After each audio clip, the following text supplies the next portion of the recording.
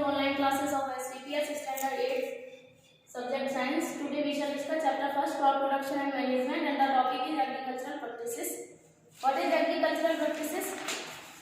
The various tasks performed by a farmer to raise a good yield of crop are called agricultural practices. जो बहुत से कार्य किसान के द्वारा किए जाते हैं जिससे कि उसे बहुत अच्छी मात्रा में फसल मिले, उन सारे प्रैक्टिसेस को हम क्या बोलते हैं? Agricultural practices.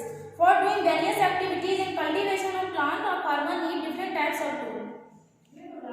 किसी भी पौधे की खेती करने के लिए फार्मर को अलग अलग प्रकार के टूल्स की, औजार की जरूरत रहती है. And this tools are called agricultural implements, और इन टूल्स को हम एग्रीकल्चरल इम्प्लीमेंट्स बोलते हैं. फर्स्ट क्या है? Agricultural practices, preparation of soil. Soil को प्रिपेयर करना. किसी भी क्रॉप प्लांट को ग्रो करने से पहले हमें सॉइल को प्रिपेयर करना पड़ता है. Before sowing the crop seed the soil of the field is loosened and overturn. किसी भी फसली बीज को बोने से पहले हमें मिट्टी को लूज करना होता है, उसको ओवरटर्न करना रहता है. The process of losing and turning the soil is called plugging और टिलिंग. वो है प्रोसेस जिससे हम मिट्टी को लूज करते हैं और उसको कैसा बनाते हैं? उसको टर्न कर देते हैं. इस प्रोसेस को हम बोलते हैं प्लगिंग, जुताई जिसको बोलते हैं, या फिर टिलिंग बोलते हैं.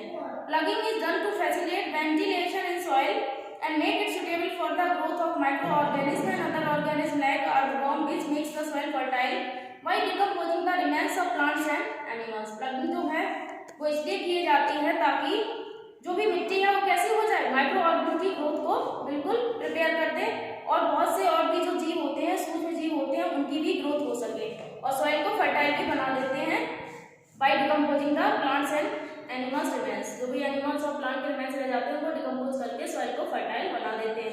प्लगिंग में soil loosen that help root to get sufficient oxygen to breathe. Ploughing क्या करती है? सॉइल को लूज कर देती है जिससे कि जो भी पौधे हैं उनकी जड़ें पर्याप्त मात्रा में ऑक्सीजन को ब्रीथ कर सकें. It also help in mixing of fertilisers and organic matter. ये क्या करती है? ये फर्टिलाइजर मिक्स होता है उर्वरक को, और जो भी ऑर्गेनिक मैटर है इसको भी मिक्स करने का वर्क कर देती है प्लगिंग. नेक्स्ट है the instrument use for ploughing is called plough. जो इंस्ट्रूमेंट प्लगिंग के लिए, जुताई के लिए यूज किया जाता है उसको हम क्या बोलते हैं? प्लो बोलते हैं. एंड हल जिसको बोलते हैं. The plough may be made of wood and iron or of the iron only. Plough ये जो होता है वो या तो लकड़ी का हो सकता है, या लकड़ी और आयरन का हो सकता है, या केवल आयरन का ही हो सकता है, लोहे का हो सकता है. For ploughing of the soil domestic animals like ox, camel are use. जुताई के लिए जो घरेलू जानवर होते हैं जैसे कि बैल, ऊंट, इनका यूज किया जाता है. और बड़े बड़े जो फार्म होते हैं, बड़े बड़े खेत होते हैं, उनमें ट्रैक्टर्स का यूज किया जाता है जुताई के लिए, जिसमें कल्टीवेटर होता है जो टाइम को भी सेव करता है और लेबर को भी, परिश्रम को भी कम कर देता है प्लगिंग को मैनुअली बहुत आसानी तरीके से करने में. The process of making soil surface even and smooth is called levelling. जो भी मिट्टी की सरफेस है उसको स्मूथ बना देना, उसको बिल्कुल चिकना कर देना, इसको हम बोलते हैं levelling. The process is done with the help of soil leveller. ये प्रोसेस किसकी हेल्प से होती है? सॉइल लेवलर की हेल्प से होती है. नेक्स्ट है scattering of seed manually by hand in field is called broadcasting. बीज को स्कैटर करना, उसको फैलाना मैनुअली बाय हैंड, हाथों के द्वारा, उसको हम बोलते हैं broadcasting. It is an easy method of sowing seed but it has some disadvantage. ये बहुत ही आसान तरीका होता है बीज को बोने का, लेकिन इसके कुछ डिसएडवांटेजेस होते हैं, जैसे कि कुछ सीड जो है वो यूनिफॉर्म डिस्ट्रीब्यूशन पे नहीं हो पाते हैं, मतलब वो पर्याप्त उनमें दूरी नहीं हो पाती, कुछ पास में हो जाते हैं, कुछ दूर हो जाते हैं, कुछ तो इकट्ठा ही गिर जाते हैं. इसलिए sowing of seed with the help of a seed drill is a better method because in this way seed are sown at proper depth and distance. जो किसकी हेल्प से? सॉइल ड्रिल की हेल्प से जो भी बीज को बोया जाता है, ये एक अच्छा तरीका है क्योंकि इससे प्रत्येक बीज को पर्याप्त गहराई मिल जाती है और बीजों के बीच की दूरी भी पर्याप्त रहती है. नेक्स्ट है सोइंग.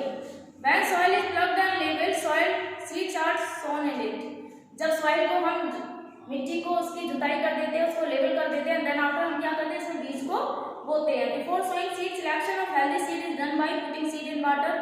बीज को बोने से पहले एक हेल्दी सीड को हम सिलेक्ट करते हैं, मतलब जो बीज है वो स्वस्थ होना चाहिए, उसको किस में रखते हैं? पानी में रखते हैं. जो भी डिफेक्टिव सीड होते हैं वो पानी के ऊपर फ्लोट कर जाते हैं, उनको हम अलग निकाल देते हैं. जो भी अच्छे सीड होते हैं वो रिमेन सबमर्ज रहते हैं, पानी में डूबे रहते हैं, और उनको ही हम बोने के लिए यूज करते हैं.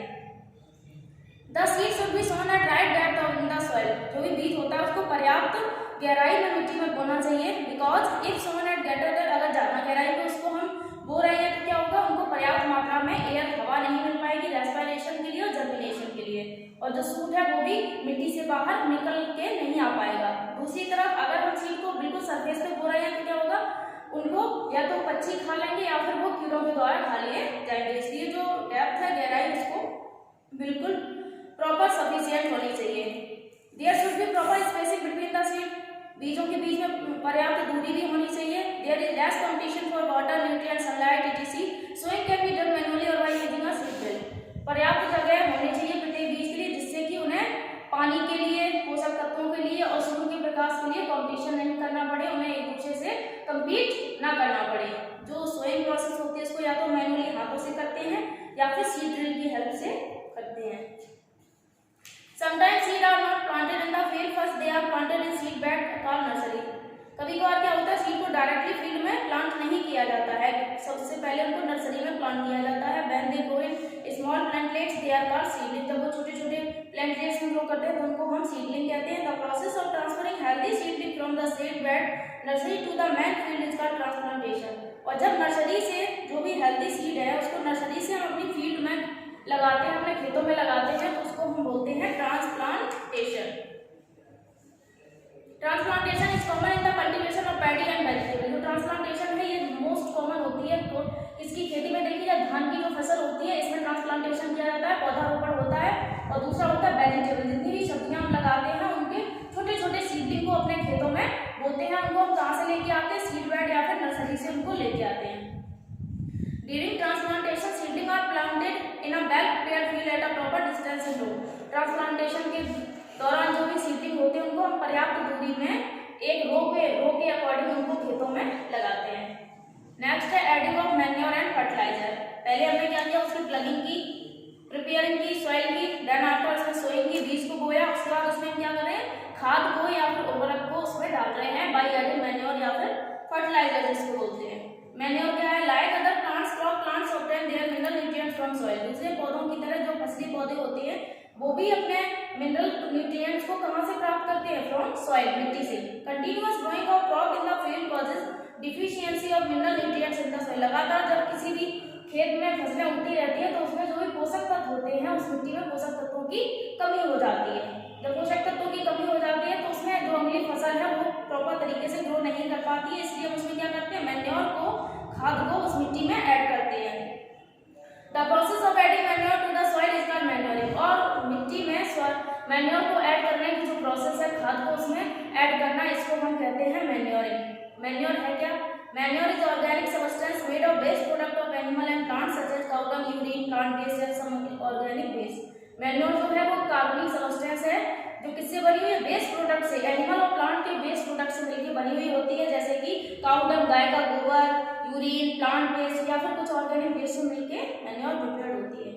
नेक्स्ट है फर्टिलाइजर्स। फर्टिलाइजर्स क्या है, in addition to manure fertiliser is another way to enriching the soil with nutrients. Manure की तरह जो फर्टिलाइजर है ये भी दूसरा तरीका है अपनी मिट्टी को पोषण प्रदान करने का या उसमें पोषक तत्वों को एनरिच करने का, फिर से रिप्लेनिश करने का। Fertilisers are mixture of chemical compound rich in nitrogen, phosphorus, potassium. Fertiliser जो होती है वो केमिकल कंपाउंड का मिक्सचर होते हैं जिनमें नाइट्रोजन होती है, फास्फोरस होती है एंड पोटेशियम भी होते हैं। These are human made chemical substances prepared in factories. ये ह्यूमन मेड, मानव द्वारा निर्मित केमिकल सब्सटेंस होते हैं जिनको फैक्ट्रीज में बनाया जाता है। लेकिन however excessive use of fertiliser harm soil by making it porous. अगर हम ज़्यादा फर्टिलाइजर का यूज करते हैं अपनी मिट्टी में तो उससे क्या होता है, जो मिट्टी होती है वो पोरस हो जाती है, उसमें छेद हो जाते हैं। एंड बिसाइड इसके अतिरिक्त they get washed into water body. इसके अलावा भी वो वाटर बॉडी जो होती है उनमें बह जाती हैं, जैसे कि रिवर में, तालाब में या फिर जो भी एक्वेटिक एनिमल हैं वो भी उनको हार्म कर देते हैं।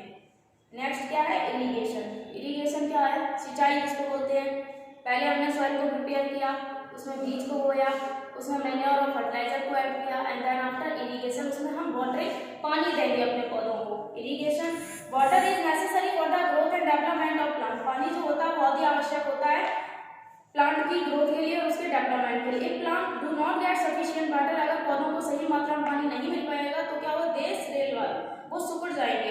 And watering of crop plant at regular interval is called irrigation. जो भी क्रॉप प्लांट है उनको लगातार नियमित समय से पानी देना इरिगेशन कहलाता है। The major sources of water is rainfall. जो मुख्य स्रोत है पानी का वो क्या है, रेनफॉल है, बारिश का पानी है। हाउएवर इसके अलावा amount of rain varies and does not always supply the right amount of water at right time. इसके अलावा जो अमाउंट ऑफ रेन है वो हर जगह पे अलग अलग होती है, कहीं ज़्यादा होती है तो कहीं कम होती है, इस वजह से वो सही मात्रा में जो है वो अल्टरनेटिव सोर्स पानी का यूज करते हैं, जैसे कि उनके खेतों के पास में या तो ट्यूबवेल लगे रहते हैं या नदियां होती हैं या लेक झीलें होती हैं या तालाब होते हैं, जिनका पानी वो अपनी कैनाल के थ्रू अपनी जो भी प्लांट है उनको देते हैं। नेक्स्ट है the modern method of irrigation include sprinkler system and drip system. जो मॉडर्न मेथड है वो स्प्रिंकलर सिस्टम है या फिर ड्रिप सिस्टम है इरिगेशन में, जिनके थ्रू अपने क्रॉप प्लांट्स को वाटरिंग करते हैं, पानी देते हैं। Okay, for today that's enough and your homework read chapter